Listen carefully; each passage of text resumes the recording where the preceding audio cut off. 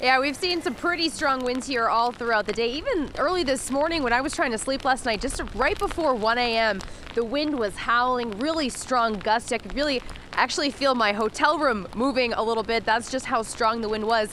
It seems to have died down a little bit right now. We're still getting that, coastal wind coming off, but you're talking about the tides.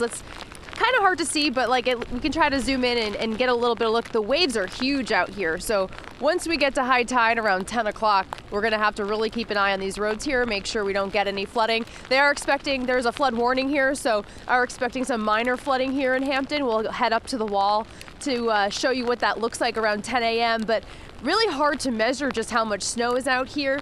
Since about 5:30, 6 a.m., really all we've seen from then on has been ice and a little bit of rain at one point. We stuck our hands, we're keeping warm in the car in between live shots. We stuck our hands out the window and it felt wet. It felt like rain. But even if you look down at my feet here, Jason, I mean, this was down to the pavement before. I don't think this is accumulated. I think this is just blown around from all of this wind that we've seen. So keeping an eye on the wind and the ice for power outages. Haven't seen any issues so far. And also 10 a.m. for that high tide. We're going to keep an eye on any flooding issues. But the message here from the town is just over a year ago, we saw just crazy flooding here. So stay home. Don't come out here and put yourself in any danger. We're live in Hampton. Siobhan Lopez, WMUR News 9.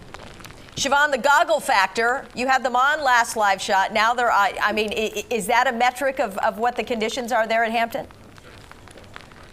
Yeah, I think we're going to try to see what we can handle, and just by turning my back a little bit to the ocean, not getting it in the face so much, and also with it being a little bit more frozen, it's just kind of bouncing off of me. So if I have the goggles on, that'll be a good gauge of how hard the wind is blowing at us out here. Siobhan, how is it possible you've never skied before? You live in snow. Sean can't let this go, Siobhan. I kind of called myself out.